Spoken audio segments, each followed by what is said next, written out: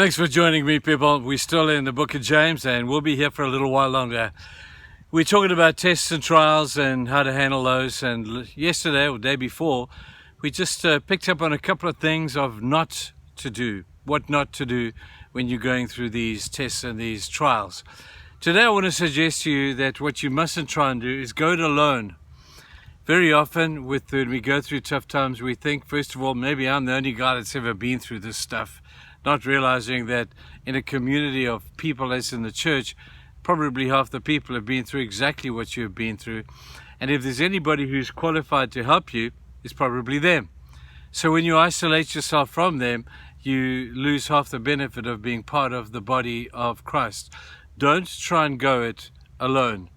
It's not heroic to try and do that, because you're depriving other people of the opportunity to care for you and to nurture you and to coach you, and you're depriving yourself of that which is so nurturing in and of itself. Now there's a beautiful passage in 1 Corinthians chapter 12 that speaks so clearly about this. You see, the thesis is that we are part of a body, and a body is made up of so many different parts, each part playing a different function. And when we act as if we're in isolation, the other rest of the body suffer, first of all, and we suffer because the body heals the body. And so when you have a particular disease, you'll know, if you don't have to be a brain surgeon to understand this, that there are other elements in your body that help that portion of the body that is in pain or suffering to be able to heal. Paul picks up on this in this beautiful 1 Corinthians 12 passage. This is what he says from verse 25. So that there should be no division in the body, that is the church, that is us, but that its parts should have equal concern for each other.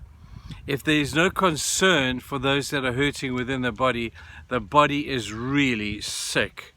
But a healthy church body is a body where concern is shown for those who may not be doing that well. If one part suffers, every part suffers with it. If one part is honored, then every part rejoices with it. When one part suffers, every part suffers with it. Now that's bad news for some and it's good news for others. But I hope that if you're going through tough times and trials, testing, that you will draw upon your greatest resource, or second greatest resource other than God himself, is the people that God has appointed within the body of your church, the body of who you hang out with, the body of who you worship with. He's appointed that body to be the second greatest healing agent to you in your pain and in your trial. I know that the place of the church, sometimes we have take a bad rap because people can't keep confidentiality, and you're asking yourself, man, who can I trust? Well, I don't know, people, but if you're one of those people where people share stuff with you, for goodness sake, keep your mouth shut and prevent bad things going out there, prevent poor reputational distribution among people. Don't talk to other people about other people's pain. You know, we do that. We talk to other people about other people more than we talk about ourselves. And so I would suggest that we need to just be very careful about that. But the place of the church, it should be the safest place in the world. It should be. Sadly, in many cases it's not. And there have been many, ourselves included, who have been hurt by hearsay in the church. Because every time they pass it on, the story gets changed. And that which was once something so small has now become so large. It's a problem. But a church that is known for its discipline and its trust, of which you can't trust everybody. So pray for discernment that God will show you who you can trust. Ask other people, do these guys have a good reputation? What about that person? Do you think that person would be good for me to share with?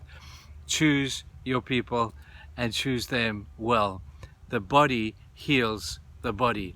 The greatest healing agent is the body of Christ, and if you pull out of it and think you can go alone, the end is nigh. So think about that and use the body of Christ to be the blessing that God intended for it to be. You might set yourself up for a little bit of failure, but it's worth the risk. Have a great day, people. We'll see you soon. Bye.